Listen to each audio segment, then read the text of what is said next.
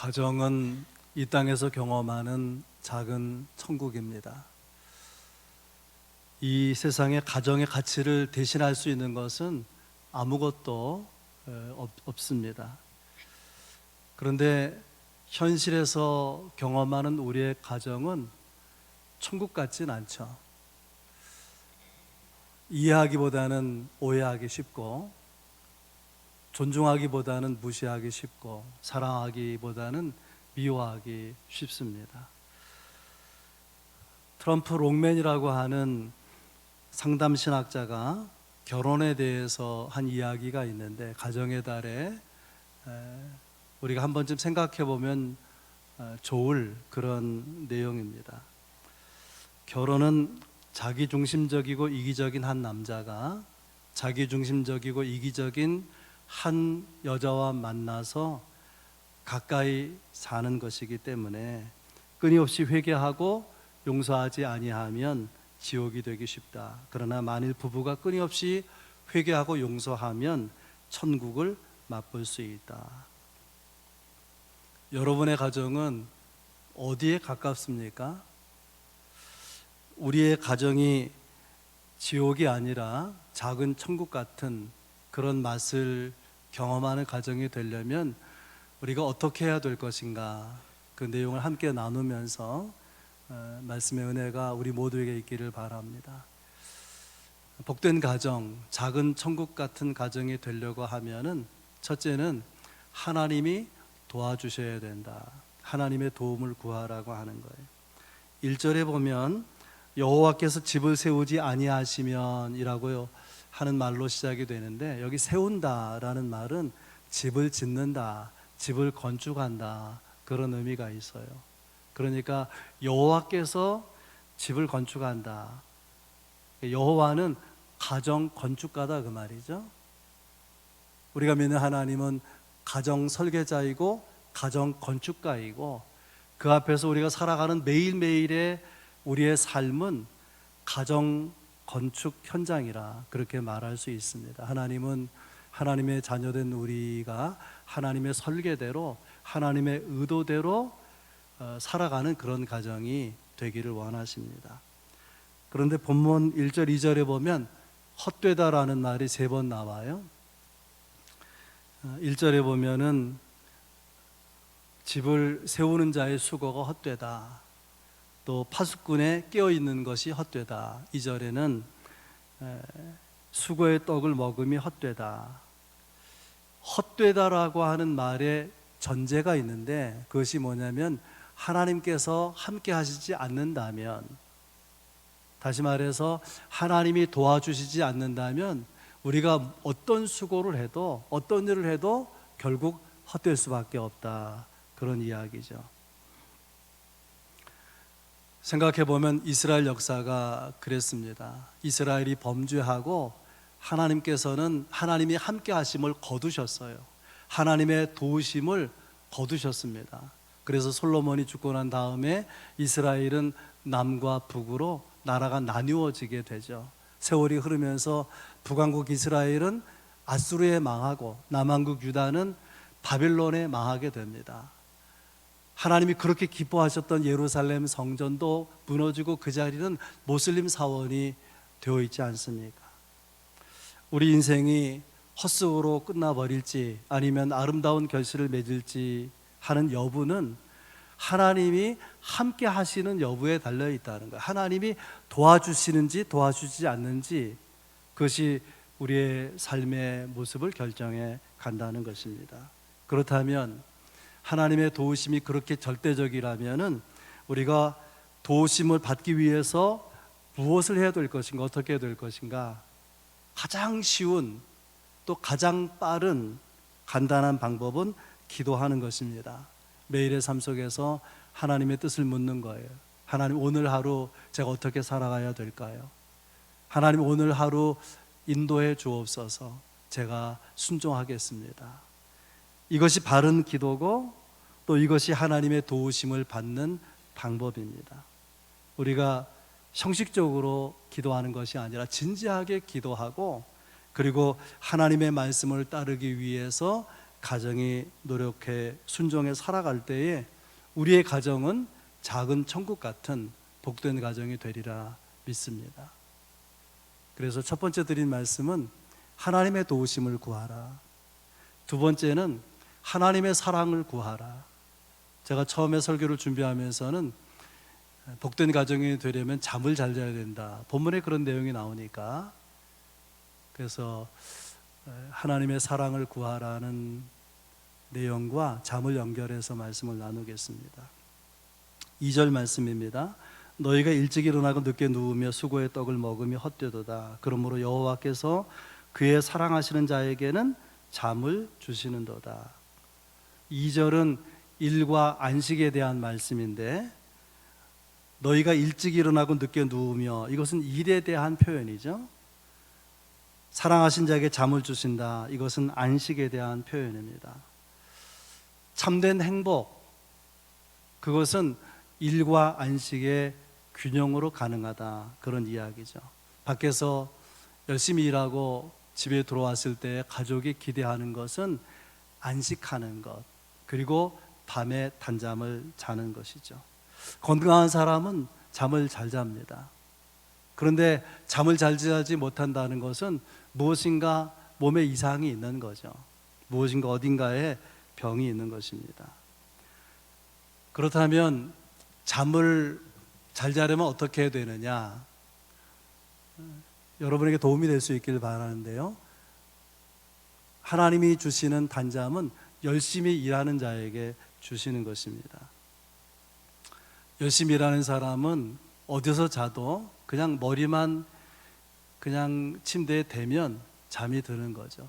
그런데 오늘 하루 놀고 또 하루는 쉬고 그렇게 살아가는 사람에게 잠은 쉽게 오지 않는 것이죠. 열심히 일하는 사람에게 주시는 복 중에 하나가 단잠을 자는 것입니다. 그보다 중요한 것 두 번째는 잠을 잘 자려면 마음이 평안해야 됩니다. 잠언 10장 22절 말씀입니다. 여호와께서 주시는 복은 사람을 부하게 하고 근심을 겸하여 주지 아니하시느니라. 이게 진짜 복이라는 거예요. 돈이 많아서 복이 아니라 아무리 돈이 많아도 그만큼 또 근심이 많으면 결코 그것은 복된 삶이 아니라는 거예요. 가난한 것만도 못할 수도 있다는 것입니다. 그래서 마음이 평안해야 우리가 복된 삶을 누리는 것이기 때문에 여러분 원망하지 않기를 바랍니다. 어떤 사람은 살면서 그냥 원망이 입에 달렸어요. 남편을 원망하고 자식을 원망하고 자기의 부모를 원망하고. 우리가 원망하지 않아야 될 것이고요, 또 원망을 들어서도 안 될 것입니다. 누군가 어디선가 나를 원망하는 사람이 있다면 내 영혼은 자유롭지 못한 거죠. 나는 단잠을 잘 수가 없는 것입니다. 할 수 있는 대로 여러분 모든 사람을 용서하고 모든 사람을 사랑할 수 있기를 바랍니다. 그래야 내 영혼이 자유하고 단잠을 잘 수 있다는 거예요. 오늘의 어려움, 또 미래에 대한 근심, 걱정, 염려 이런 걸 다 주께 맡겨버릴 때에 마음이 평안하고 우리는 단잠을 잘 수가 있습니다. 어떻게 하면 잠을 잘 잘 수 있느냐? 놀랍게도 오늘 본문은요, 하나님이 잠을 주셔야 잘 잘 수 있다. 2절에 그렇게 되어 있죠. 그러므로 여호와께서 그의 사랑하시는 자에게는 잠을 주시는도다. 돈도 좋고 집도 좋고 좋은 침대도 필요하고 좋은 환경도 있어야 되겠지만은, 그러나 무엇보다도 하나님이 깊은 잠을 주셔야 된다. 깊이 자고 정신없이 자고 아침에 깨어날 때에 맑은 정신으로 에너지가 넘치게 일어날 수 있다면 얼마나 그것이 행복한 삶의 모습이겠습니까? 이런 깊은 잠, 단잠을 누구에게 주시느냐? 여호와께서는 사랑하시는 자에게 그런 잠을 주신다, 그렇게 말씀하십니다. 그렇다면 어떻게 하면 우리가 주님의 사랑받는 자가 될 수 있느냐? 요한복음 15장 10절에 내가 아버지의 계명을 지켜 그의 사랑에 거하는 것 같이 너희도 내 계명을 지키면 내 사랑 안에 거하리라. 예수님이 하신 말씀입니다. 예수님도 하나님의 말씀을 지켜서 하나님 안에, 하나님의 사랑 안에 거하는 것처럼 너희가 내 계명 안에 거하면 너희는 내 사랑 안에 거할 것이다. 계명을 지키라는 거죠. 하나님의 말씀을 붙들고 구체적으로 우리 삶에 순종하고 실천하고자 하면 우리는 하나님의 사랑을 받게 되고, 그리고 하나님이 사랑하시는 사람에게는 잠을, 좋은 잠을, 굿잠, 이 단잠을 선물로 주신다는 것입니다. 이스라엘 사람들은 잠자리 기도가 따로 있어요. 잠자리 기도. 한 문장, 짧은 한 문장. 내 영혼을 아버지 손에 부탁하나이다. 우리는 내일을 염려하고 내일에 대한 생각이 많은데, 내일이라고 하는 그날은 하나님 주셔야 우리가 살 수 있는 거예요. 안 주시면 바로 하나님 나라 가게 되는 것이기 때문에, 그래서 기도할 때 내 영혼을 아버지 손에 부탁하나이다. 예수님께서 십자가에서 이렇게 기도하셨어요. 아버지, 나의 영혼을 아버지 손에 부탁하나이다. 이게 무슨 기도일까요? 잠자리 기도예요. 놀랍지 않습니까? 그 십자가, 정말 죽음 같은 고통 가운데에서 예수님께서 자기 영혼을 부탁하는 잠자리 기도를 드리셨다고 하는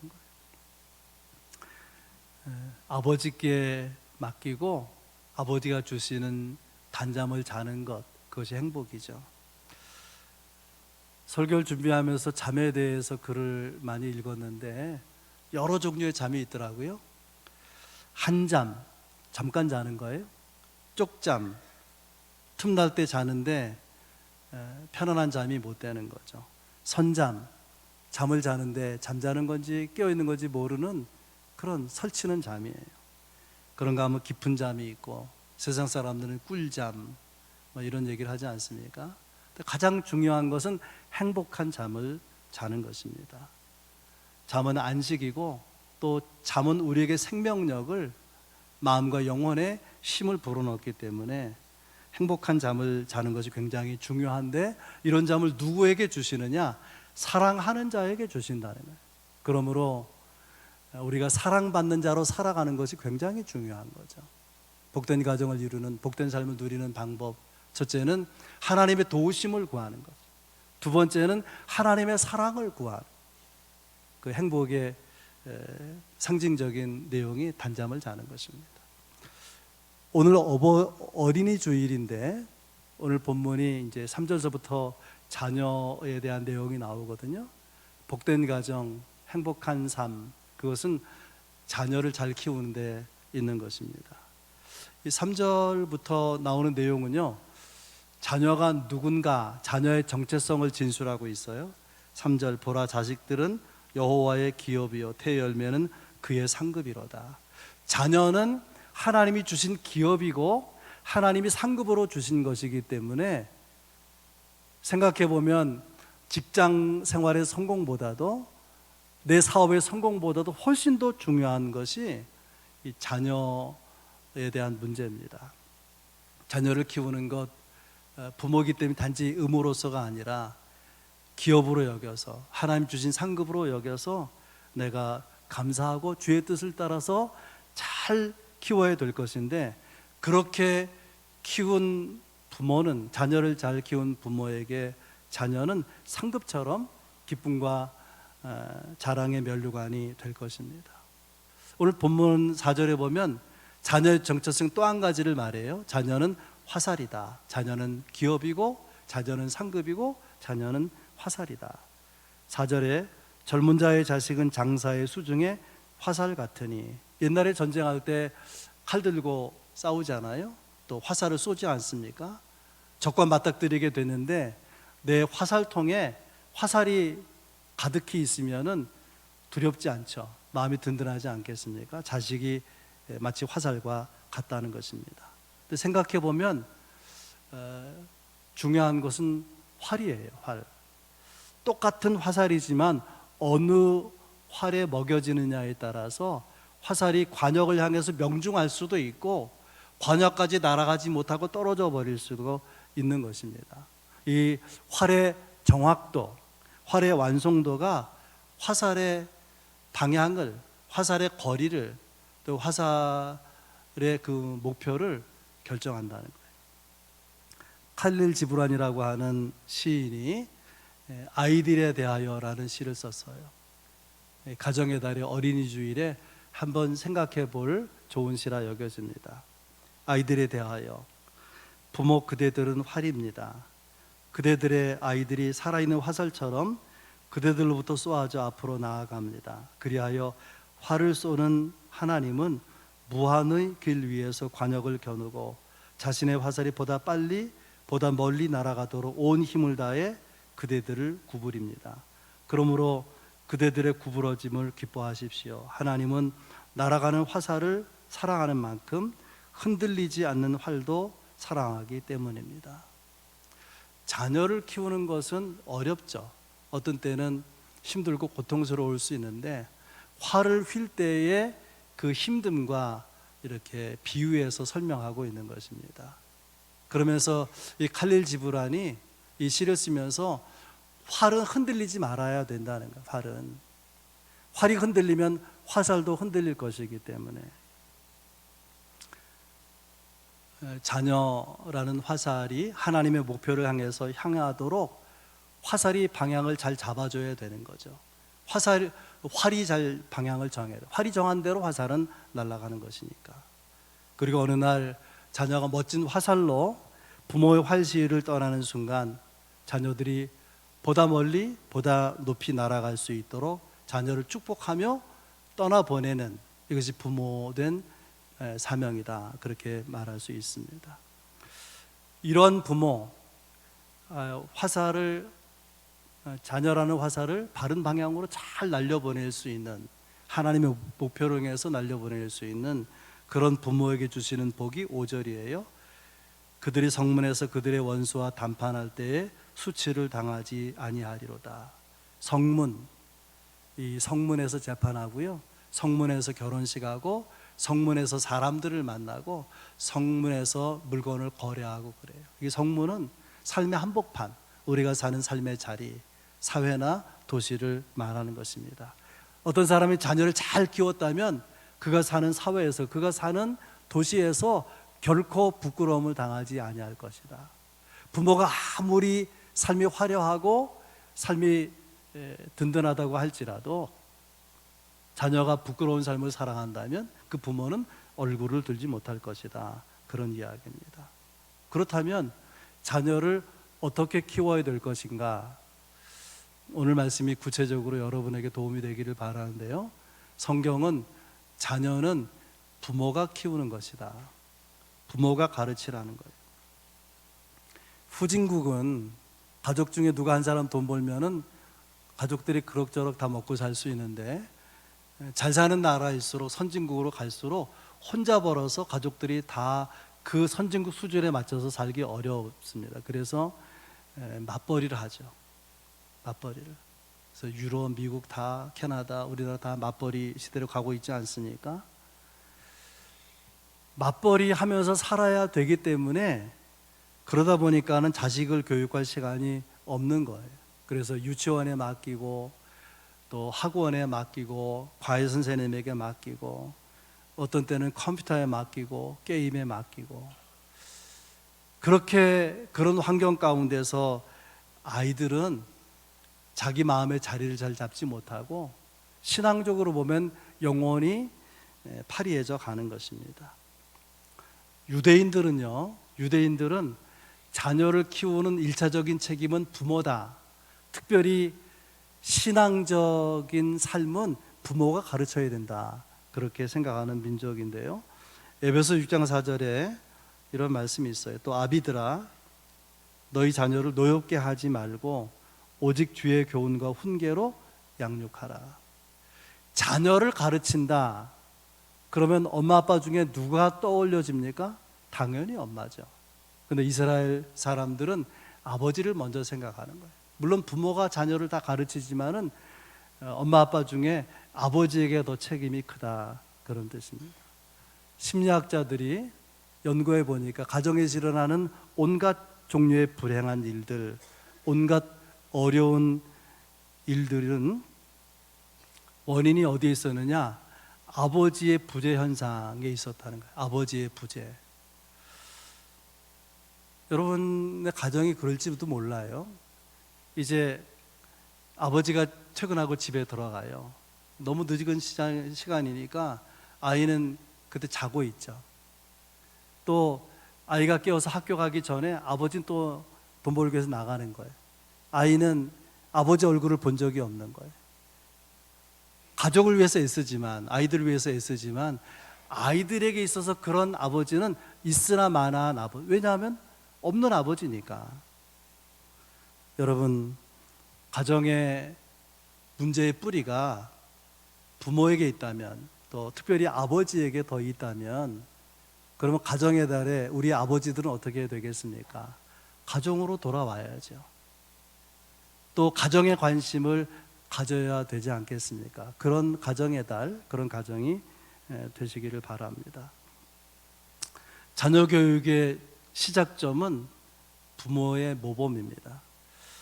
여러분의 자녀가 신앙생활 잘하기를 원한다면 부모인 여러분이 신앙생활 잘하셔야 되는 거예요. 여러분의 자녀가 기도하기를 원한다면 여러분이 기도하셔야 됩니다.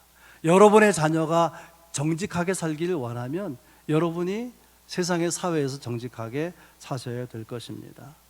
여러분의 자녀가 행복하기를 원하면 부모인 여러분이 자녀 앞에서 행복하게 사셔야 되는 것입니다. 왜냐하면 자녀는 부모의 뒷모습을 보고 배운다 그러지 않습니까? 미국 플로리다주의 템파라고 하는 마을의 해변가에 아주 크고 아름답고 멋지게 지은 레스토랑 하나가 있는데, 어떤 여인이 그 건물을, 레스토랑을 짓고 오픈하기 전에 세상을 떠나게 돼요. 아들을 불러서 두 가지 유언을 합니다. 첫 번째 유언은, 아들아, 너는 이 식당보다도 지금까지 나를 도와주시고 너를 도와주신 하나님, 그 하나님을 잊지 말고 언제든지 하나님을 첫 번째로 하고 사업은 두 번째로 하거라. 두 번째 예언, 네가 할 수 있으면 이 식당에서는 술을 팔지 않았으면 좋겠다. 그런 유언입니다. 여러분, 레스토랑 하면 떠오르는 음식이 뭔가요? 맛있는 고급 음식과 고급 와인이죠. 와인이 없는 레스토랑 생각할 수가 있나요? 음식점을, 레스토랑을 경영하는 사람은 와인 없는 레스토랑 생각할 수가 없잖아요. 그러나 어머니의 간절한 당부기 때문에 그렇게 식당을 운영하는데, 주류회사를 끼고 있는 폭력배들이 와가지고 따지는 거예요. 아니, 이 레스토랑 왜 술을 안 파느냐, 마치 한 대 그냥 갈길 것처럼 그렇게 무서운 모습으로 와서 따지는 것입니다. 그때 이 아들 주인이 이렇게 말합니다. 들어오실 때 입구에 사진 보셨죠? 그 사진은 제 어머니의 사진입니다. 제 어머니는 이 건물을 지으신 분입니다. 이 건물을 짓고 돌아가시면서 유언을 했는데, 그 유언이 이 레스토랑에서는 술을 팔지 않는 유언이었기 때문에 제가 어머니의 유언을 따르고 있을 뿐입니다. 그렇게 이야기를 했더니 그 폭력배들의 두목격으로 보이는 사람이 정신 나간 듯이 그 말을 듣고 있다가 그 같이 온 그 건달들에게 야 가자! 그리고서는 가버렸다는 거예요. 그런 이야기도 있고 해서 이 레스토랑이 술을 팔지 않으면서도 아주 유명한 음식점으로 그 마을이 자리 잡았다, 그런 이야기인데요. 더 소중한 이야기가 있습니다. 이 입구에 있는 어머니 사진 밑에 아들 사장이 글을 5문장의 글을 써놓았어요. 첫 번째 문장, 어머니의 미소는 저의 추억입니다. 두 번째, 어머니의 사랑은 저의 용기입니다. 세 번째, 어머니의 말씀은 저의 등불입니다. 네 번째, 어머니의 기도는 저의 능력입니다. 다섯 번째, 어머니의 주님은 저의 주님이십니다. 이 아들을 누가 이렇게 똑바로 키워놓은 거죠? 어머니가. 자녀 양육의 1차적 책임이 부모에게 있다는 얼마나 좋은 이야기입니까? 여러분, 눈물로 기도하고 하나님 앞에서 바르게 살아가도록 우리에게 맡기신 자녀를 잘 가르쳐 나가야 될 것입니다. 두 번째로 자녀를 어떻게 가르칠 것인가? 자녀를 축복하라는 거예요. 예수님의 모습을 마가복음 10장 16절이 이렇게 기록합니다. 어린 아이들을 안고 그들 위에 안수하시고 축복하시니라. 예수님 주변에 사람들이 몰려들 때에 제자들은 예수님이 귀찮을까 봐 애들을 쫓아버렸지만 제자들을 꾸중하시고 아이들을 가까이 오게 하고 그 아이들을 품에 안고 머리에 안수하고 축복해 주셨다는 거예요. 우리 아이들이 어렸을 때에 고등학교 졸업할 때까지는 그 문간에서 아내도 아이를 안고 저도 아이들 위에 머리에 안수하고 기도했어요. 틀림없이 아이들은 잘 될 것이라, 잘 되고 있고 더욱 잘 될 것이라 그렇게 생각합니다. 여러분, 부모는 가정의 제사장이고 제사장에게는 축복권이 있어요. 대신방 중에 있는데 대신방의 메시지도 좋아야 될 것이지만 관계없이 주의 종은 축복권을 가지고 신방하는 거예요. 여러분은 목사는 아니지만 자녀들에게는 제사장이에요. 축복권이 있다는 것을 알고 여러분 자녀를 어떤 때는 허그하고 또 어떤 때는 아이들 머리에 안수하고 축복해 주시기를 바랍니다. 세 번째, 자녀를 어떻게 키울 것인가? 하나님께 맡기라는 거예요.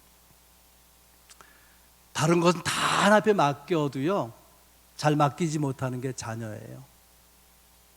자녀 교육에 극성스러운 엄마를 요즘 뭐라고 말하냐면 헬리콥터맘이라 그렇게 부릅니다. 헬리콥터가 위에서 맴도는 것처럼 자녀 주변에 맴돌면서 감시하는 거예요. 어디 있나, 또 무슨 짓 하나.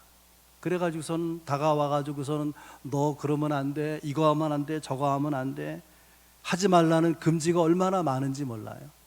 애들이 표현했는지 모르지만 숨 막혀 할 거예요. 속으로 화를 낼지도 몰라요. 또 갈등을 겪을지도 모릅니다. 여러분, 자녀에게 관심하고 사랑하는 건 좋은 일이지만 지나친 근심과 염려는 불신앙이라는 것을 아셔야 될 것입니다. 신앙은 하나님께 맡기는 거예요. 그리고 염려에서 벗어나는 것입니다. 우리가 자녀의 미래를, 자녀의 앞날을 하나님께 맡길 때에 하나님은 어떤 분이냐? 부모와 비할 수 없이 능력을 가지고 있어요. 부모와 비할 수 없는 지혜를 가지고 있고 부모와 비할 수 없는 세심한 돌보심을 가지고 있습니다. 헬리콥터 맘도 24시간 자녀와 함께 있지 못합니다. 그러나 주님은 졸지도 않고 주무시지도 않고 우리의 자녀들을 한 시간도 빈 시간이 없이 우리를 세심하게 돌본다는 거예요. 그분에게 맡기면 그가 책임져 주실 것입니다. 그래서 베드로 사도는 베드로전서 5장 7절에서 이렇게 말하면 너희 염려를 다 주께 맡겨버리라. 이는 그가 너희를 돌보심이라. 자녀를 대입하면 너희 자녀를 주께 맡기라. 그리하면 주가 너희 자녀를 돌보시리라. 오늘 이런 말씀을 받을 때에 내 자녀는 이미 다 커버렸는데 어쩌면 내 자녀는 중년 이후의 나이인데 그런 분이 있을지 모르지만 여러분 이 말씀을 기억할 수 있기를 바랍니다. 마태복음 12장 50절에서 예수님은 영적 가족에 대해서 말씀하시는데 이렇게 되어 있어요. 누구든지 하늘에 계신 내 아버지의 뜻대로 하는 자가 내 형제요 자매요 어머니이니라 하시더라. 혈육의 자녀, 형제, 가족을 말하는 것이 아니라 영적인 혈육, 영적 가족에 대해서 말씀하신 것입니다. 내가 복음을 전해서 누가 예수 믿고 하나님의 자녀가 된다면 그는 내 영적 자녀예요. 상대가 나이가 많든 적든지 영적으로는 아직 많은 것을 배워야 될, 또 훈련해야 될 그런 때 있지 않습니까? 내가 잘 가르쳐 나가야 될 것입니다. 그런 영적 자녀가 여러분에게 있습니까? 있다면 몇 명이나 있습니까?